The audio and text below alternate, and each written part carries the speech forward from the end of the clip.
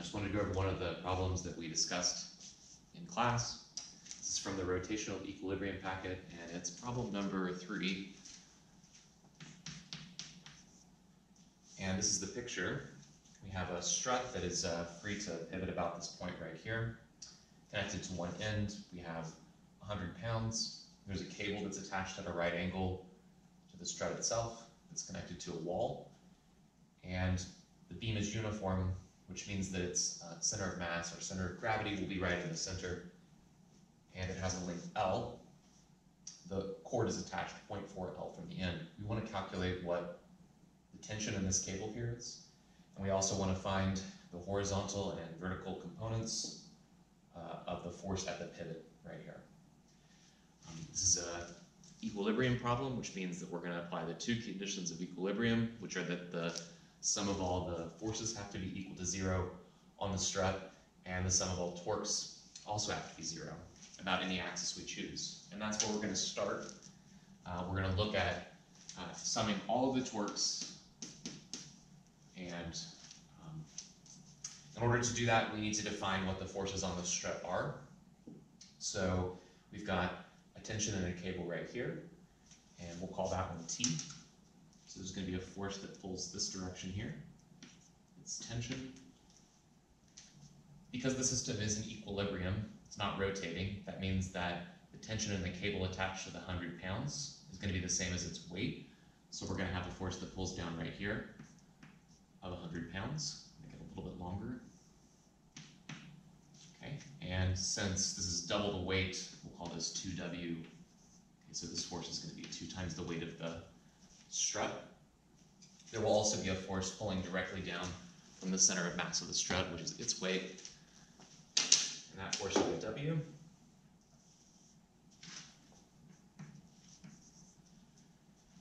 In addition, we're going to have a force here that we're going to think of as having 2 components. One that's going to point in the horizontal direction, and one that's going to point here in the vertical direction. And we will just call these R sub y and R sub x. And ultimately, we're trying to calculate what this is, what these 2 forces, as well as the tension right here. So let's go about summing our torques first. We can use that to solve for the tension almost immediately, as long as we choose for our axis of rotation the pivot right here. We can choose any point we want. This happens to be the simplest choice. If we do that, and we look at the torques that we produce, we're going to define counterclockwise to be positive.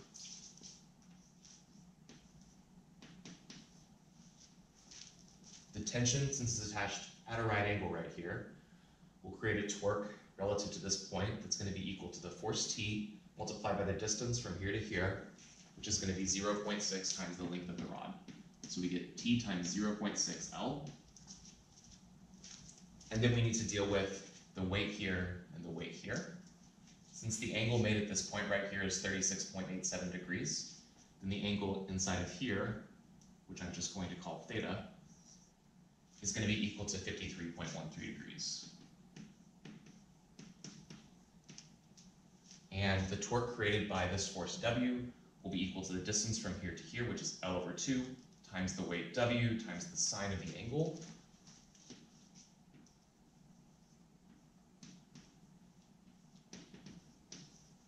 Between the two of them, and then the torque due to the weight 2W is going to be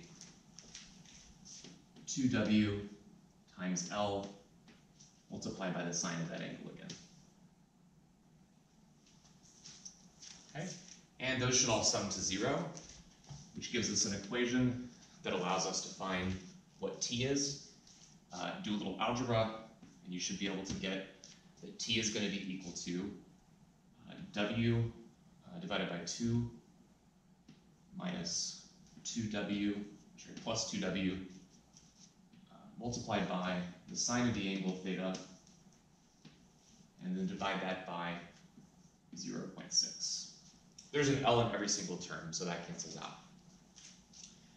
If you plug in the numbers, you should find that the force here is about 167 pounds. And that's the tension in our cable.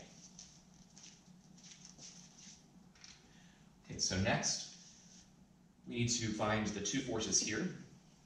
And to do that, we need to apply the second condition of equilibrium. And that is that summing all the forces, we get 0. In order to do this, we need to define an xy coordinate system. We're going to take this direction to be the positive x direction. We're going to take the direction in this direction along the wall to be the positive y direction. Now all of our forces except for tension point along one of those two axes or parallel to them, which means we need to break up this component, this force, the tension force, into components. And we'll do that by drawing a line right here, and one down like this. And those are going to be the lengths of our tension components.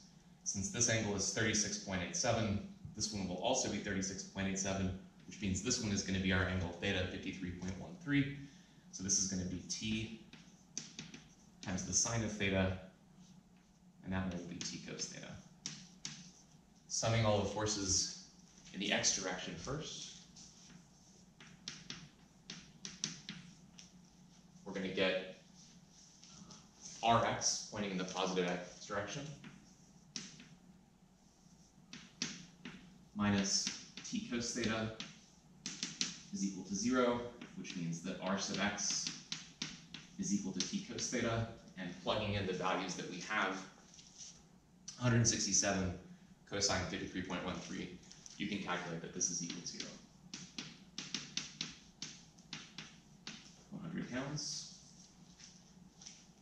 Finally, to find what Ry is, we use sum of forces in the y direction.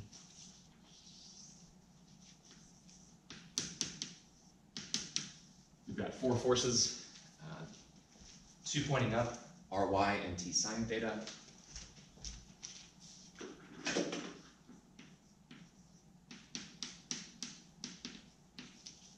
And then 2 pointing down, so minus W minus 2W.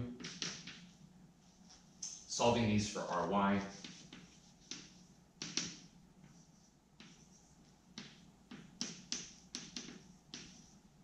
this should give you that Ry is equal to about 16.7.